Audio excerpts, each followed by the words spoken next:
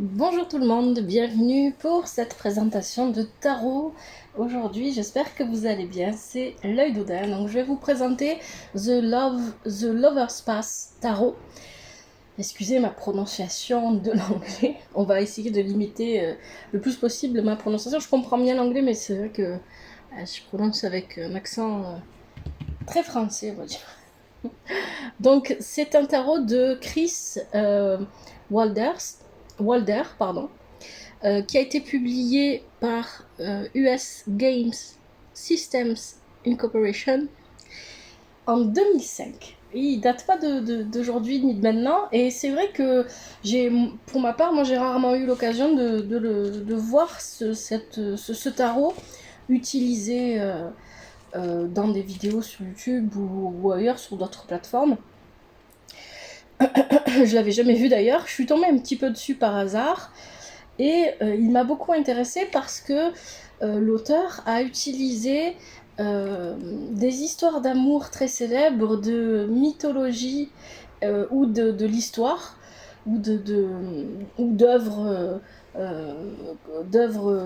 littéraires, d'opéra, de ballet, etc., pour créer ce tarot. Et c'est ce qu'on va voir ensemble aujourd'hui. Alors comment ça se présente? Donc vous avez le livre, hein, voilà, vous avez le petit livre, la boîte. Je vous montre la boîte et je vous dis que c'est le livre.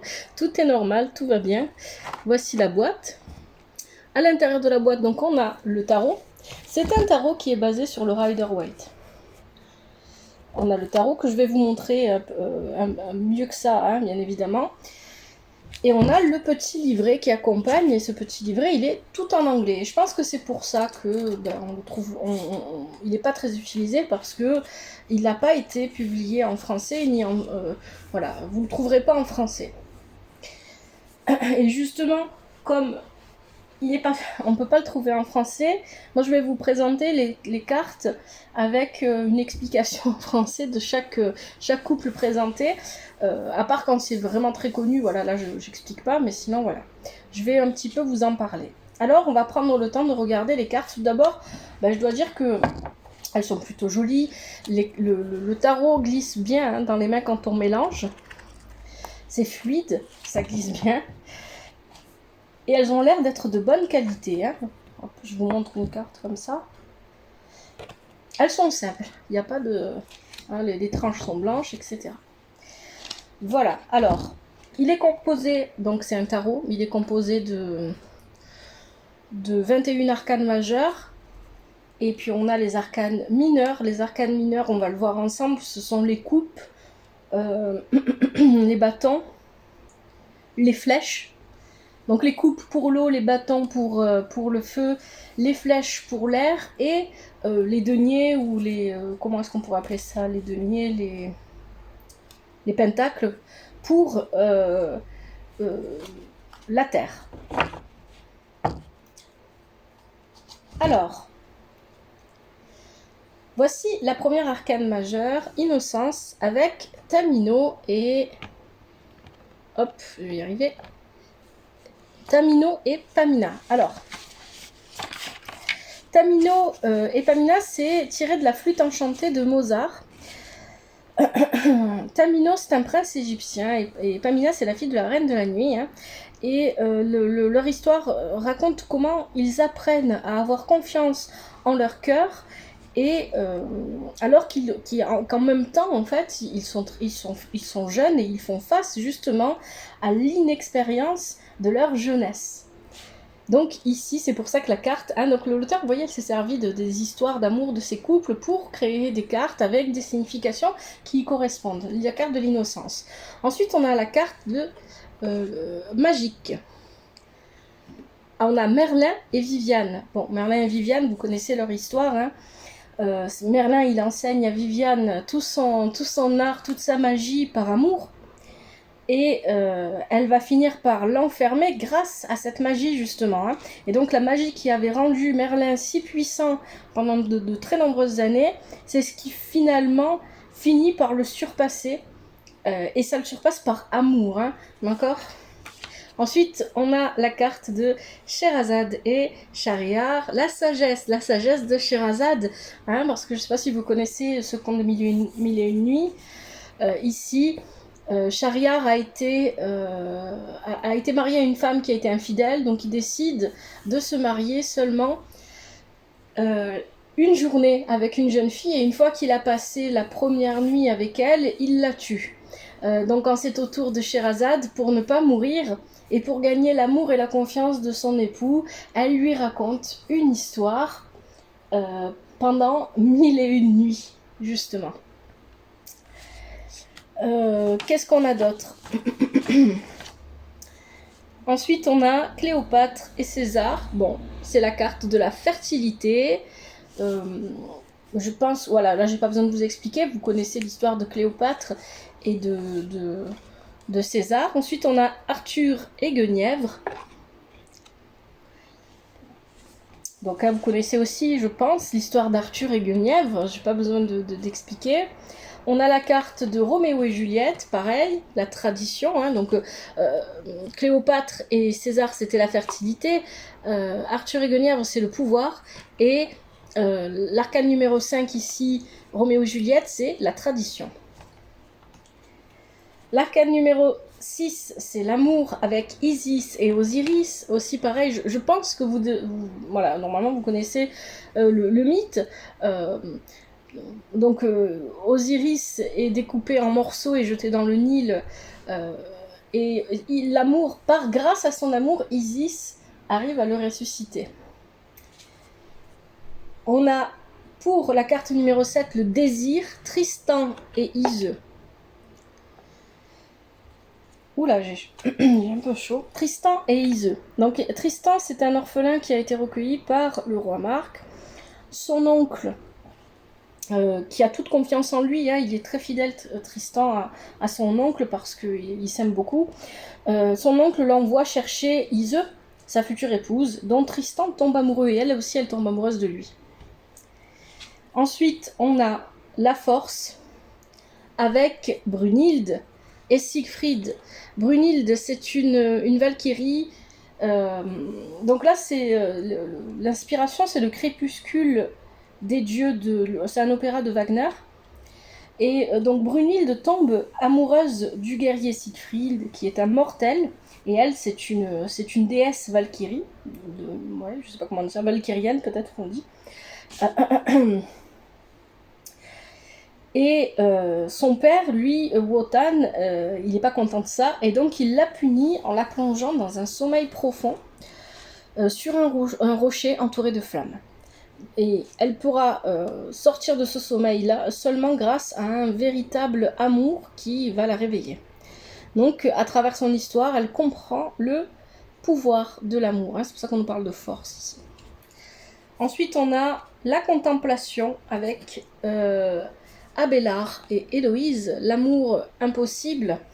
Donc Abélard, c'est un professeur, Héloïse, c'est son élève.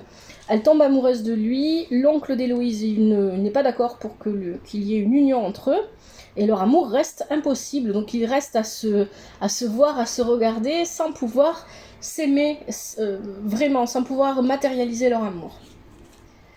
On a ensuite Danaé et Zeus, la fortune, la chance.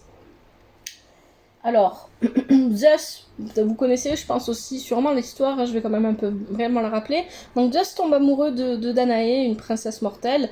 Ils ont un enfant ensemble, cet enfant, c'est Persée. Le père de Danaé, lui, il a appris que sa fille, un jour, mettrait au monde un enfant qui viendrait à le tuer. Donc pour éviter ça, il a enfermé sa fille dans une tour où personne n'a accès à elle, etc. Mais Zeus tombe amoureux de Danaé, et pour l'atteindre, il se transforme en pluie d'or. Donc Persée vient au monde. Quand le grand-père, donc, qui s'appelle Acrisios, découvre que sa fille a eu un enfant, il se débarrasse d'eux. Hein. Il les tue pas, mais il les jette dans le Nil. Qu'est-ce que je dis moi ? Oui, il les jette dans un fleuve pour s'en débarrasser. Et plus tard, Persée devient grand et fort, et alors qu'il est en train de participer à des jeux où il doit lancer un disque, on a Hermès et je crois que c'est Athéna qui sont en train de se disputer, et en se disputant, en fait, il change la trajectoire du disque et il finit par aller trancher la tête de Acrisios qui se trouvait dans le public par hasard. Donc c'est ça en fait. Ici, c'est plus une question de destin avec cette carte. Ensuite, on a Pénélope et Ulysse, la justice. Bon, je pense que c'est suffisamment connu, je ne vais pas expliquer l'histoire de Pénélope et Ulysse. Ensuite, on a Orphée et Eurydice, le sacrifice. Alors, Orphée, c'est le fils d'Apollon. Il joue de la lyre, et un jour, Eurydice l'entend jouer, puis elle tombe amoureuse de lui, et ils se marient tous les deux. Mais quelque temps après, Eurydice meurt. Donc il décide de la sauver en allant jouer de la lyre auprès de Perséphone, jusqu'à ce que celle-ci décide de lui rendre son épouse. Mais à une condition, c'est qu'il n'a pas le droit de regarder, de poser ses yeux sur Eurydice jusqu'à ce qu'ils soient tous les deux sortis du royaume des morts. Et il échoue au test, et donc il perd à jamais son amoureuse. Perséphone et Hadès, ou Pluton. Donc Perséphone, c'est la fille de Déméter, elle est extrêmement jolie, et partout où elle passe, elle fait fleurir les fleurs, hein. Elle représente un petit peu le printemps. Hadès tombe amoureux, mais il l'enlève, et il n'accepte de la rendre à sa mère qu'à condition qu'elle ne mange jamais rien au royaume d'Hadès, hein, au royaume des morts, sauf que comme il veut pas que sa mère réussisse à la récupérer, il arrive à tromper Perséphone et à lui faire manger 6 pépins de grenade. Donc l'arrangement ne tient plus, et Perséphone doit alors vivre 6 mois sur Terre, c'est alors le printemps, et 6 mois dans le royaume des morts, et quand elle est dans ce royaume, c'est l'hiver sur Terre.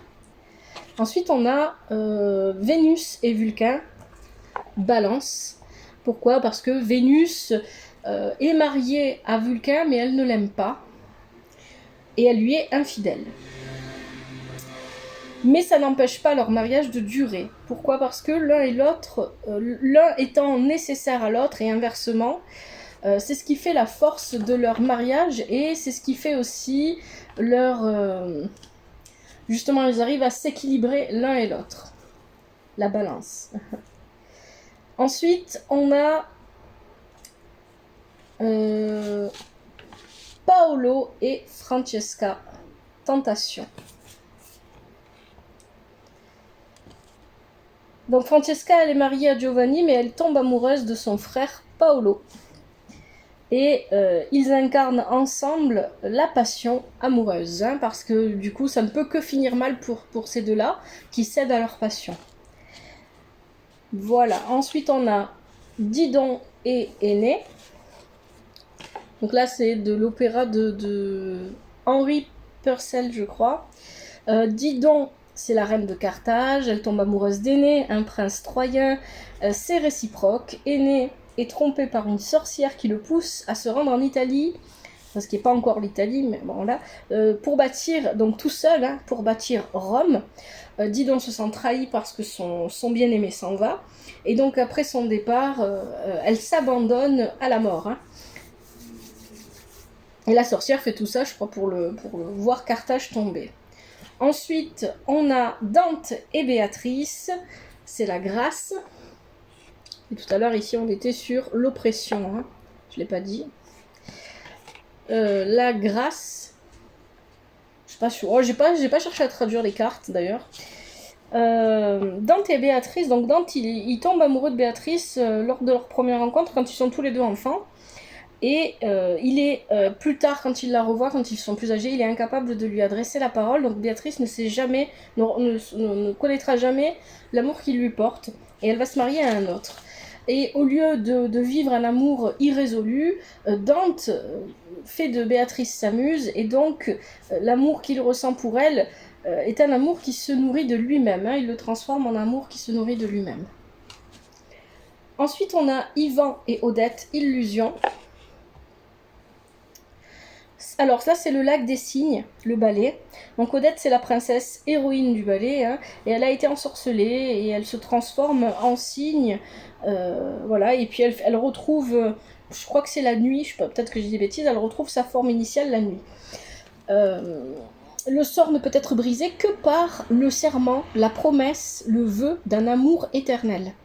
Et si ce serment est brisé, alors elle meurt. Donc Ivan la rencontre, il est en train de chasser, puis il s'apprête à tirer sur un cygne quand ce cygne se transforme en demoiselle, donc c'est Odette, et il lui promet, donc elle lui raconte son histoire, il lui promet de l'aimer et de revenir l'épouser, hein, il tombe amoureux. Mais pendant une soirée, il est trompé par un sorcier, donc celui qui a transformé Odette à la base, qui a jeté le sort, et il tombe sur le charme d'un espèce de double maléfique d'Odette, ce qui met la vie d'Odette en péril et elle finit par en mourir. C'est très souvent triste. Hein. Ensuite, on a le réveil, la prise de conscience, ouais, peut-être qu'on pourrait appeler ça comme ça, avec Cupidon et Psyché. Donc Vénus, la mère de Cupidon, ou d'Eros, voilà, est jalouse de Psyché et de sa beauté, donc elle demande à Cupidon de la faire tomber amoureuse de l'homme le plus horrible qui soit.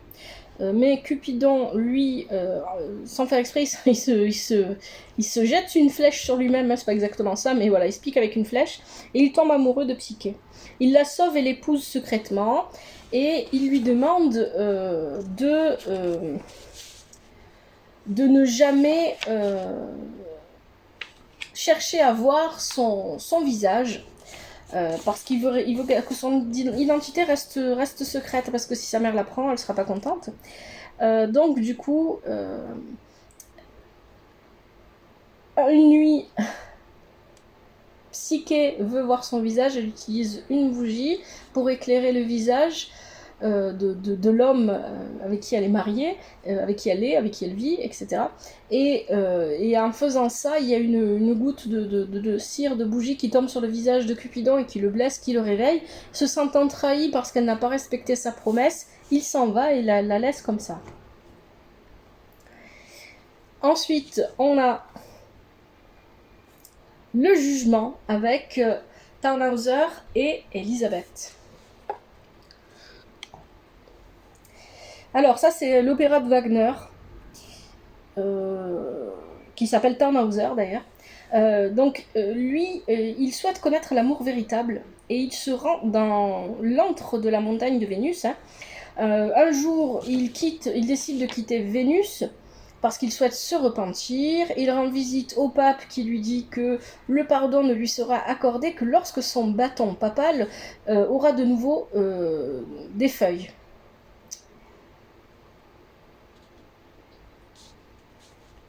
Bon, 3 jours après, quelque chose comme ça, le bâton reverdit, mais c'est trop tard, je crois, parce qu'il a décidé de repartir dans l'antre de la montagne auprès de Vénus. Et quel est le rôle d'Elisabeth dans tout ça? C'est qu'Elisabeth, à chaque fois en fait qu'il se montre, qu'il revient de la montagne où se trouve Vénus, elle essaye de le sauver auprès des autres aussi qui le rejettent parce qu'il l'a péché, hein, c'est un pécheur, et donc elle essaye de le sauver à plusieurs reprises. Et elle finit par se sacrifier par amour pour lui, pour le sauver. Et c'est ce qui finalement lui permet de se repentir. Enfin, on a Dionysos et Ariane. Le triomphe, la dernière arcane. Alors, Ariane, vous connaissez l'histoire d'Ariane avec Thésée. Hein, elle l'aide avec son fil à se repérer dans le labyrinthe qui mène au Minotaure. Elle pense que Thésée et elle vont vivre une grande histoire d'amour, hein, mais seulement quand il sort de là, etc., il l'abandonne sur son île. Donc elle ne sait pas, elle croit qu'elle est désespérée, et ça c'est très important hein, pour expliquer la signification de la carte, le triomphe. Pourquoi le triomphe? Parce qu'elle croit elle est très malheureuse et elle croit que l'amour ne va plus venir vers elle, etc. Et en fait elle ne sait pas que Dionysos l'aime éperdument, d'un amour vrai et profond. Et donc il finit par l'épouser et elle devient alors une déesse. Voilà, je vous ai un petit peu... Voilà, parce que je sais qu'il n'y a pas de traduction en français, et si ça vous intéresse, ce tarot, c'est bien d'avoir... Voilà, si vous ne parlez pas anglais ou quoi, ce que je peux parfaitement comprendre, c'est pas... Donc maintenant, je vais vous montrer les arcanes mineurs. Donc on commence avec les deniers. Donc là, on a le roi. On a la reine, le prince,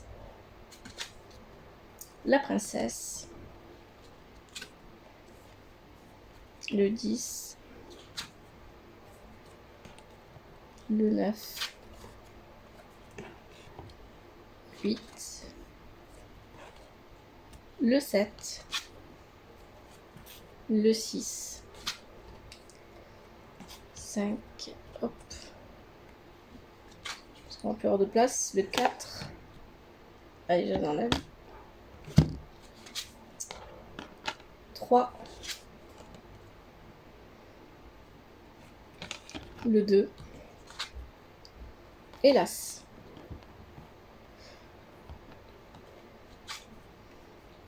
Ensuite, on a le roi de flèche. Donc là, on est sur l'air. La reine.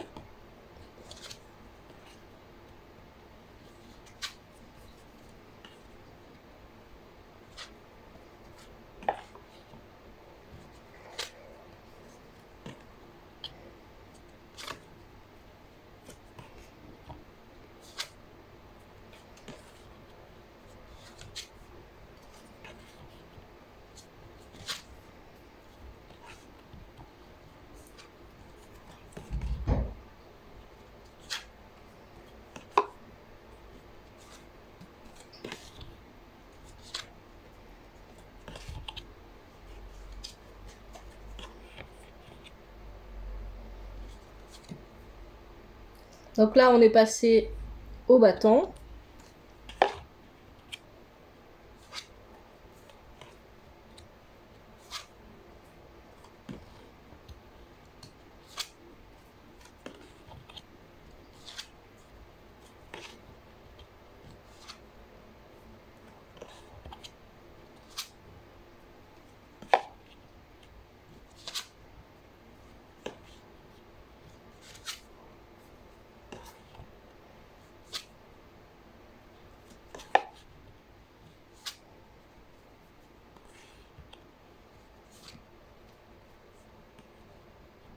Allez, je vais les enlever. Ici. L'as de bâton et maintenant les coupes. Donc on a le roi de coupe.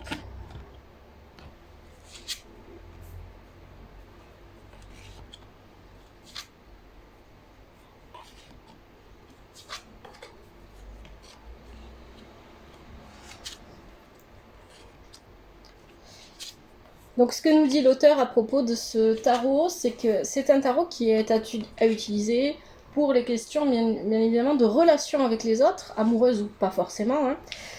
Et c'est un tarot aussi qui nous guide sur finalement la relation que l'on a avec soi-même aussi. Comme c'était le cas aussi pour le Yin Jing de l'amour, hein, vous vous rappelez, enfin si vous avez regardé la présentation, j'en avais parlé. Donc je vais utiliser, moi, je ne l'ai pas encore utilisé, hein. Je vais l'utiliser pour les tirages sentimentaux que je vous propose sur la chaîne à partir de ce mois-ci, hein, d'octobre 2023.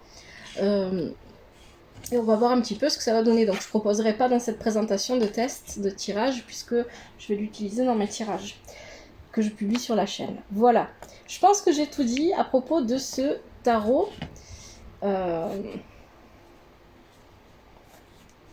Qu'est-ce que je pourrais vous mettre comme carte? On va en trouver une jolie.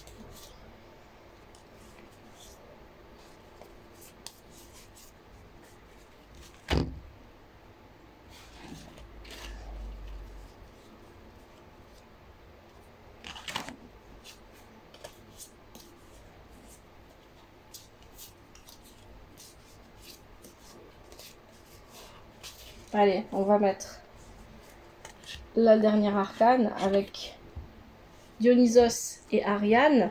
Et puis je vais vous mettre le dos des paquets ici, comme ça vous pouvez bien le voir. J'espère en tout cas que cette présentation vous a plu. Si c'est le cas, n'hésitez pas à liker, commenter, partager. Abonnez-vous à la chaîne si ce n'est pas déjà fait. Je vous remercie d'avoir regardé. Et je vous dis à bientôt dans une prochaine vidéo, pourquoi pas, dans un tirage ou dans une autre présentation. Merci infiniment. C'était l'œil d'Odin.